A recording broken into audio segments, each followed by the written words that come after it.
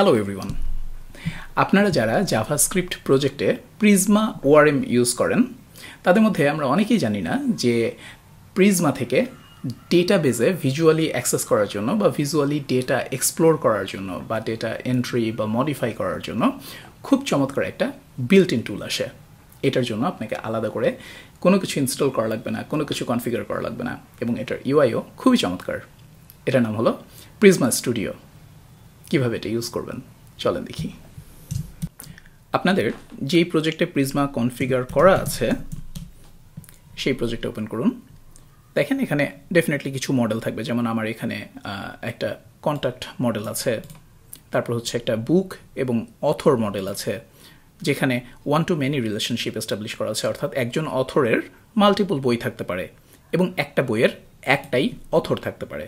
ওকে, তো আমার এই মাইগ্রেশনগুলো সেট আপ করা আছে এবং ডেটাবেজে কিছু স্যাম্পল এন্ট্রিও আছে। তো চলেন আমরা প্রিজমা স্টুডিও ওপেন করতে হয় কিভাবে সেটা দেখি। আমি টার্মিনালে আসলাম এবং কমান্ড দিলাম হচ্ছে npx প্রিজমা স্টুডিও। ব্যাস, এইটুকুই যথেষ্ট। দেখেন আমার ডেটাবেজে বা যে কয়টা মডেল আছে যেমন কন্ট্যাক্ট, বুক এবং অথর, আমি এখানে সবগুলোকে দেখতে পাচ্ছি। আমি চাইলে এখানে নতুন রেকর্ড অ্যাডও করতে পারবো, অথবা আমি যে কোনো একটা রেকর্ডকে মডিফাইও করতে পারবো। ধরেন আমি এখানে একটা রেকর্ডকে মডিফাই করলাম, জন এক্স ডো। এবার যদি আমি সেভ করি, রেকর্ডটা কিন্তু সেভ হয়ে গেছে। সবচেয়ে মজা হবে যখন রিলেশনশিপ থাকবে। যেমন আমি একটু আগে কি বললাম, একটা বইয়ের একজন অথর থাকতে পারে। দেখেন এখানে সেই রিলেশনশিপটা রেডি করা আছে, যেমন হ্যারি পটারের সাথে জে.কে রাউলিং, তারপর হচ্ছে সিউলফের সাথে ফর এক্সাম্পল জ্যাক লন্ডন। এই অথর রেকর্ডগুলো আমার কিন্তু অথর টেবিলে অলরেডি এন্ট্রি দেওয়া আছে। হ্যাঁ, আর যেহেতু অথরের সাথে বইয়ের রিলেশনশিপ হচ্ছে ওয়ান টু মেনি, অর্থাৎ একজন অথরের মাল্টিপল বই থাকতে পারে, আপনি যে কোনো অথর এডিট করার সময় ইচ্ছা করলে এই যে বই সিলেক্ট করে দিতে পারবেন, মাল্টিপল বই সিলেক্ট করে দিতে পারবেন।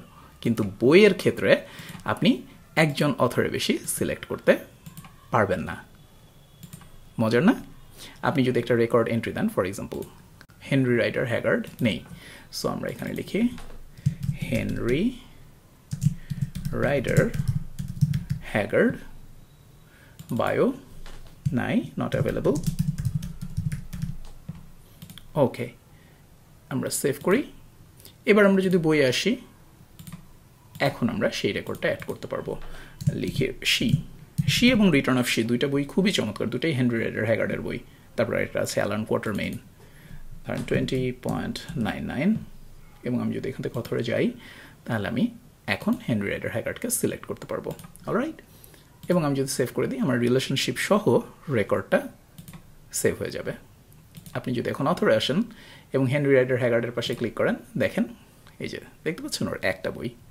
তো এই Prisma studio is completely free.